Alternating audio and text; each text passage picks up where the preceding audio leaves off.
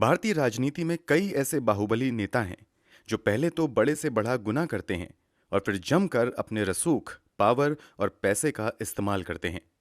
ये कहानी भी एक ऐसे ही 6 बार के विधायक और मायावती की सरकार में मंत्री रहे बाहुबली नेता की है, जिसने पहले तो अपने से आधी उम्र की लड़की को अपने झांसे में फंसाकर 3-3 बार प्रेग्नेंट कर दिया और फिर उसके साथ ऐसी खौफनाक वारदात को अंजाम दिया कि सुनकर आज भी रूह कांप जाती है।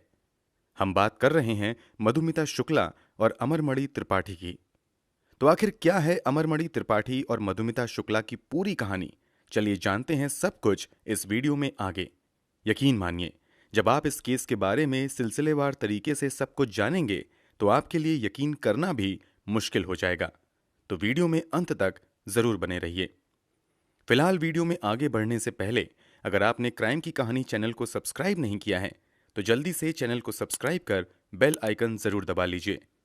तो चलिए अब कहानी शुरू करते हैं। 1989 में पहली बार विधायक बनने वाले अमरमणि त्रिपाठी आने वाले वर्षों में उत्तर प्रदेश की राजनीति में बड़े नेता के तौर पर पहचाने जाने लगे थे। उनकी राजनीतिक पकड़ इतनी मजबूत हो चुकी थी कि ये लगातार विधायक तो चुने ही जाते थे, सरकार बदलने के बाद भी ये हर पार्टी की सरकार में मंत्रिमंडल का हिस्सा हुआ करते थे। दूसरी तरफ इस कहानी की दूसरी अहम किरदार मधुमिता शुक्ला बहुत कम उम्र में ही कवि सम्मेलनों के आयोजकों की पहली पसंद बन गई थीं। अभी इनकी उम्र 20 साल भी नहीं हुई थी कि तीखे तेवर और शानदार कविताओं की वजह से लोगों ने इन्हें काफी पसंद करना शुरू कर दिया था। पहले तो मधुमिता शुक्ला अपने करियर की शुरुआत छोटे मोटे मंचों पर प्रस्तुति देकर करती थीं, मगर जैसे जैसे उनकी लोकप्रियता बढ़ती है, इन्हें दूसरे राज्यों से भी बुलावा आने लगता है। इसी क्रम में साल 2000 में मधुमिता शुक्ला के पास दिल्ली में आयोजित एक कवि सम्मेलन में शामिल होने का न्योता आता है। हजारों की भीड़ के सामने कम उम्र की मधुमिता शुक्ला एक मंझे हुए कवि की तरह अपनी कविताएं पढ़ती हैं, जिसे सुनकर हर कोई तालियां बजाने पर मजबूर हो जाता है। यहां मौजूद ऑडियंस में उत्तर प्रदेश की राजनीति में बाहुबली नेता के तौर पर पहचाने जाने वाले अमरमणि त्रिपाठी की मां सावित्री मणि त्रिपाठी भी शामिल थीं। अमरमणि की मां सावित्री मणि त्रिपाठी को कविताओं से बहुत ज्यादा प्रेम था। प्रोग्राम के दौरान ही जब अमरमणि की मां को पता चलता है कि मधुमती शुक्ला भी लखनऊ की हैं, तो एक ही शहर के होने की वजह से प्रोग्राम खत्म होने के बाद सावित्री मणि त्रिपाठी अपनी 2 बेटियों के साथ खास तौर से मधुमिता शुक्ला से मिलने जाती हैं और पर्सनली मिलकर मधुमिता का उत्साह बढ़ाती हैं। इतना ही नहीं, सावित्री मधुमिता को लखनऊ वापस आने पर उनके घर आकर मिलने का न्योता भी देती हैं। मधुमिता भी अमरमणि त्रिपाठी के राजनीतिक कद से बखूबी वाकिफ थीं। इस कारण मधुमिता के लिए अमरमणि की मां से मिलना बड़े सम्मान की तरह था। इसलिए अमरमणि की मां के निमंत्रण को वो खुशी खुशी स्वीकार करती हैं और वादा करती हैं कि लखनऊ वापस आने के बाद वो जरूर उनसे जाकर मिलेंगी। वादे के मुताबिक जब मधुमिता वापस लखनऊ आती हैं तो अमरमणि के घर उनकी मां से मिलने के लिए जाती हैं। दोनों की पहली मुलाकात काफी अच्छी रहती है। सावित्री मधुमिता की कविताओं से इतनी ज्यादा प्रभावित होती हैं कि इन दोनों का एक दूसरे के घर आने जाने का सिलसिला शुरू हो जाता है। इसी क्रम में जब एक दिन मधुमिता अमरमणि त्रिपाठी के घर आती हैं, तभी अमरमणि की नजर मधुमिता पर पड़ती है। अमरमणि भी पहले मधुमिता शुक्ला के बारे में कई बार सुन चुका था। इसके अलावा अमरमणि की मां भी मधुमिता के बारे में कई बार अमरमणि से बात कर चुकी थी। इसलिए पहली ही मुलाकात में अमरमणि मधुमिता से अपने चुनावी भाषण के लिए कुछ लाइन लिखने के लिए कहता है। अमरमणि के कहने पर मधुमिता तुरंत कुछ लाइन लिखकर अमरमणि को दे देती हैं और इस तरह अमरमणि तथा मधुमिता शुक्ला की बातचीत शुरू होती है। धीरे धीरे नियमित तौर पर दोनों का मिलना जुलना शुरू हो जाता है। दुनिया की नजरों में मधुमिता अमरमणि के लिए चुनावी भाषण तैयार करती हैं। ये सब कुछ कई महीनों तक चलते हुए आ जाता है साल 2003। तारीख थी 9 मई।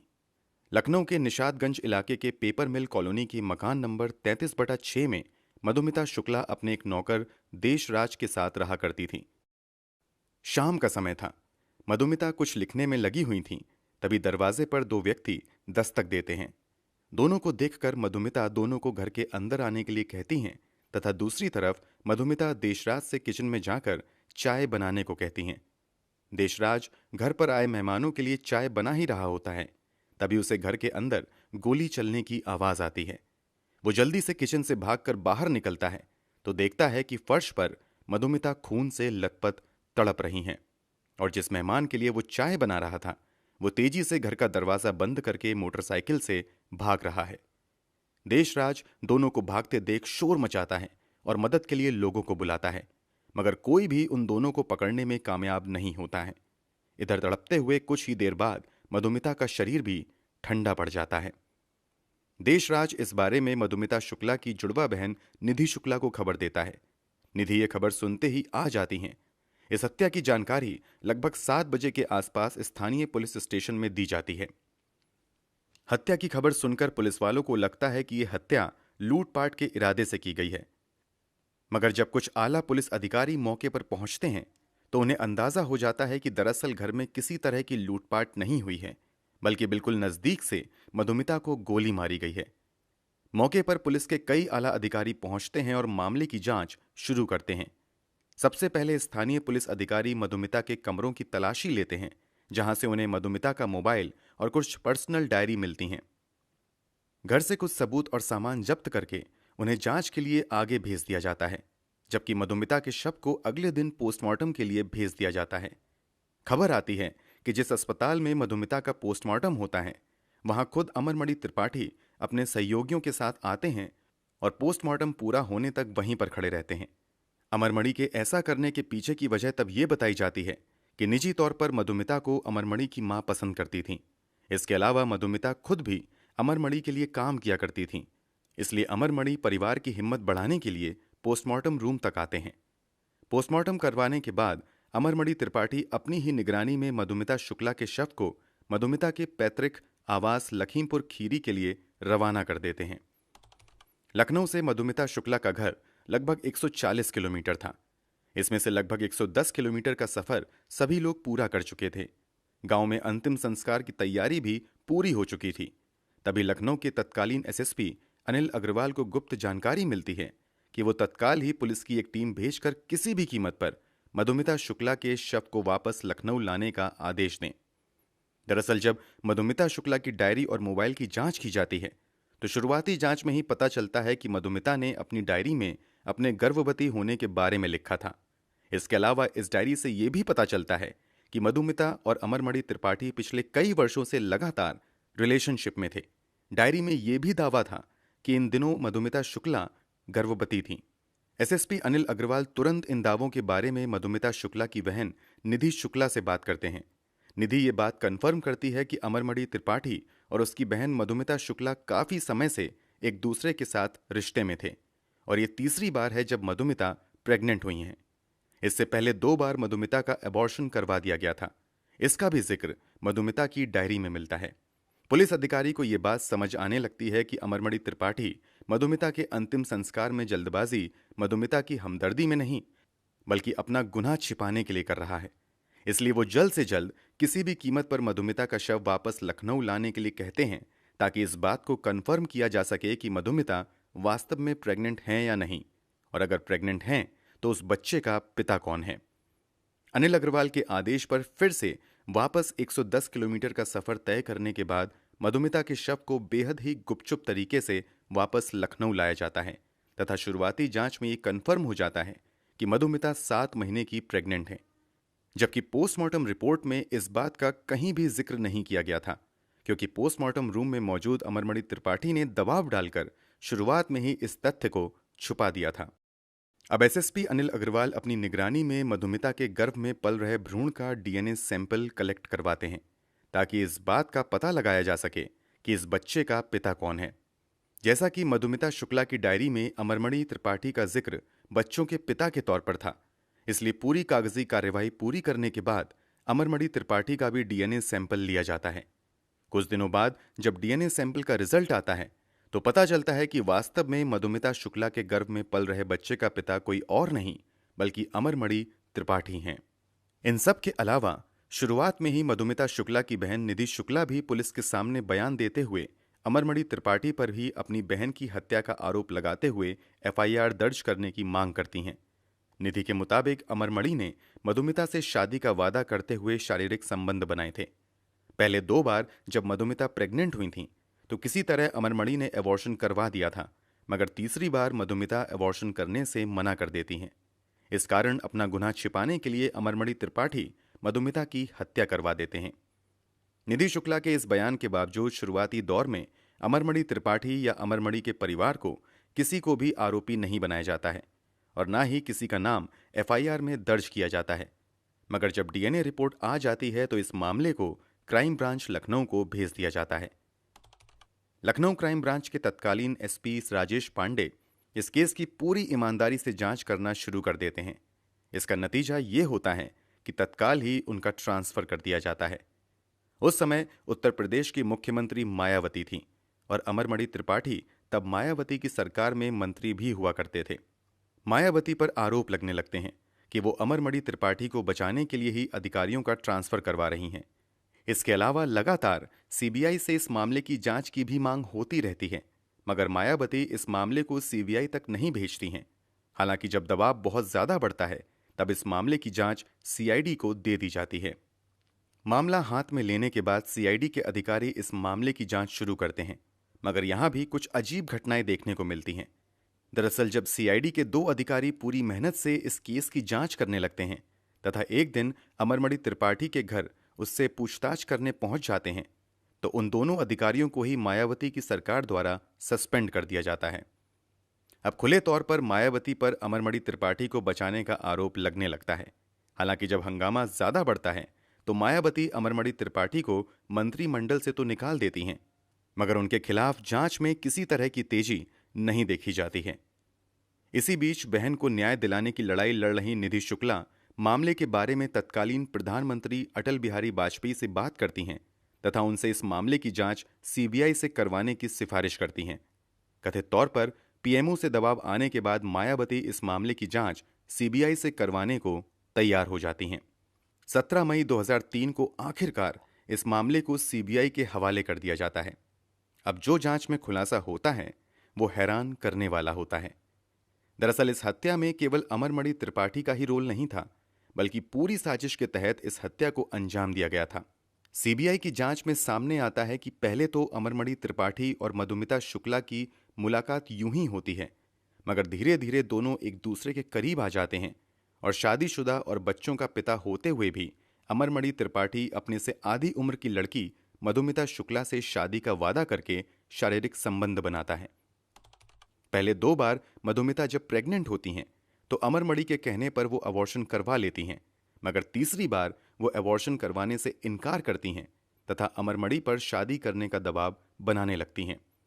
इधर इस बात की भनक अमरमणि की पत्नी मधुमणि त्रिपाठी को भी लग जाती है कि अमरमणि का चक्कर मधुमिता शुक्ला के साथ चल रहा है। इस बात को लेकर मधुमणि त्रिपाठी तथा अमरमणि त्रिपाठी के बीच काफी लड़ाइयां होती हैं, मगर अमरमणि अपनी पत्नी के इन आरोपों को नकारते हुए कहता है कि जैसा तुम समझ रही हो वैसा कुछ नहीं है। फिर भी मधुमणि को यकीन नहीं होता है और वो अपने एक करीबी रिश्तेदार भतीजे रोहित चतुर्वेदी से अमरमणि पर नजर रखने को कहती हैं। हमेशा की तरह जब एक दिन अमरमणि मधुमिता शुक्ला के घर मिलने के लिए जाता है तो रोहित इस बात की जानकारी मधुमणि को दे देता है। मौके पर पहुंचकर मधुमणि रंगे हाथ अमरमणि को पकड़ लेती हैं। कथित तौर पर रंगे हाथ पकड़े जाने के बाद सारी सच्चाई अमरमणि अपनी पत्नी को बता देता है। यहां पर मधुमणि कहती हैं कि अगर मधुमिता शुक्ला को रास्ते से हटा दिया जाए तो पूरी समस्या ही खत्म हो जाएगी। इसी के बाद मधुमिता के कत्ल को प्लान करने के लिए अमरमणि की पत्नी मधुमणि त्रिपाठी मार्च 2003 में रोहित से मिलती हैं। रोहित मधुमिता को खत्म करने का काम संतोष राय नाम के एक व्यक्ति को देता है। इस सिलसिले में संतोष राय, रोहित चतुर्वेदी और मधुमणि की मुलाकात भी होती है। इस मीटिंग में मधुमणि कहती हैं कि इस काम में जितना पैसा लगेगा वो देने को तैयार हैं, बस ये काम पूरी सफाई के साथ हो जाना चाहिए। इसी के बाद पूरी प्लानिंग के बाद फाइनली 9 मई 2003 को संतोष राय अपने एक और साथी प्रकाश पांडे के साथ मधुमिता के घर जाता है और पहले थोड़ी देर बात करने के बाद सीधे मधुमिता को गोली मारकर वहां से भाग जाता है। इस पूरे खुलासे के बाद 23 सितंबर 2003 को अमरमणि त्रिपाठी को गिरफ्तार कर लिया जाता है। वहीं इस मामले में संतोष राय, सत्य प्रकाश, प्रकाश पांडे, पप्पू, रोहित चतुर्वेदी, मधुमणि त्रिपाठी, अमरमणि त्रिपाठी तथा यज्ञ नारायण दीक्षित नाम के व्यक्ति को कत्ल का आरोपी बनाया जाता है। अमरमणि को गिरफ्तार तो कर लिया जाता है, मगर कुछ ही हफ्तों बाद उसे हाई कोर्ट से बेल भी मिल जाती है। इतना ही नहीं, इस पूरे मामले में जांच के दौरान पावर और पैसे का इस्तेमाल इतना ज्यादा होता है कि एक के बाद एक कई अहम गवाह मामले से मुकर जाते हैं। इसके अलावा केस को नया मोड़ देने की भी कोशिश की जाती है। अमरमणि त्रिपाठी पक्ष की ओर से फर्जी सबूत बनाते हुए यह दावा किया जाता है कि मधुमिता शुक्ला 2002 में ही आईआईटी कानपुर के एक छात्र से शादी कर चुकी हैं, मगर आगे चलकर यह दावा झूठा साबित होता है। अमरमणि की तरफ से यह दिखाने की भी कोशिश की जाती है कि मधुमिता शुक्ला किसी और लड़के के साथ रिलेशनशिप में थी। इसके लिए बीएसएनएल के अधिकारियों के साथ मिलकर फर्जी सीडीआर बनवाया जाता है तथा उसे सबूत के तौर पर कोर्ट में पेश किया जाता है, मगर आगे चलकर यह भी फर्जी साबित हो जाता है। भले ही एक के बाद एक फर्जी सबूत और गवाह फेल हो रहे थे, फिर भी अमरमणि त्रिपाठी पर आंच नहीं आती है और वो आजाद घूमता रहता है। इसी के बाद मधुमिता शुक्ला की बहन निधि शुक्ला केस को उत्तर प्रदेश के बाहर ट्रांसफर करने के लिए सुप्रीम कोर्ट में अपील करती हैं। सुप्रीम कोर्ट में मामले की सुनवाई होती है और इस पूरे मामले को उत्तराखंड ट्रांसफर कर दिया जाता है। अमरमणि त्रिपाठी की जमानत भी रद्द कर दी जाती है। फाइनली उत्तराखंड में इस मामले की सुनवाई शुरू होती है और अमरमणि त्रिपाठी पर लगाए गए सभी आरोप सही साबित होते हैं। इस कारण 24 अक्टूबर 2007 को इस मामले में अमरमणि त्रिपाठी और उसकी पत्नी मधुमणि त्रिपाठी समेत कुल 6 लोगों को दोषी करार दिया जाता है तथा सभी को उम्र कैद की सजा सुनाई जाती है।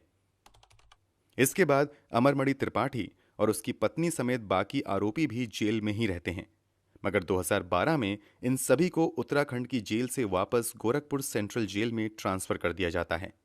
कमाल की बात तो ये होती है कि उत्तर प्रदेश में वापस आते ही अमरमणि त्रिपाठी कुछ ही समय तक जेल में रहता है और उसके बाद बीमारी को आधार बनाकर खुद को बीआरडी मेडिकल कॉलेज में ट्रांसफर करवा लेता है। मधुमणि त्रिपाठी भी बीमारी के आधार पर इस बीआरडी मेडिकल कॉलेज के वीआईपी वार्ड में भर्ती हो जाती हैं। 2013 में अखिलेश यादव की सरकार में अमरमणि त्रिपाठी और दूसरे आरोपी सरकार से जेल से रिहा करने का अनुरोध करते हैं, मगर अखिलेश यादव की सरकार द्वारा इस मांग को नकार दिया जाता है। इस कारण अमरमणि त्रिपाठी कभी जेल तो कभी अस्पताल में ही रहता है। आपको जानकर हैरानी होगी कि 2023 तक अमरमणि त्रिपाठी अस्पताल और जेल में ही रहता है, मगर 2023 के अगस्त महीने में उत्तर प्रदेश की योगी आदित्यनाथ की सरकार ने अच्छे व्यवहार के आधार पर अमरमणि त्रिपाठी और उसकी पत्नी को आखिरकार जेल से रिहा कर दिया। अब दोनों आजादी के साथ अपनी जिंदगी जी रहे हैं। दूसरी तरफ मधुमिता शुक्ला की बहन निधि शुक्ला आज भी इंसाफ की लड़ाई लड़ रही हैं। दोस्तों, इस पूरे मामले पर आप क्या कहना चाहेंगे? कमेंट बॉक्स में जरूर बताएं। अगर आपको हमारी मेहनत पसंद आई हो तो इस वीडियो को लाइक करते हुए शेयर जरूर करें। अगर आपने अब तक क्राइम की कहानी चैनल को सब्सक्राइब नहीं किया है तो जल्दी से चैनल को सब्सक्राइब कर बेल आइकन जरूर दबाएं। ऐसे ही अपराध की दुनिया से जुड़ी कहानियों के लिए हमारे साथ जुड़े रहें। धन्यवाद।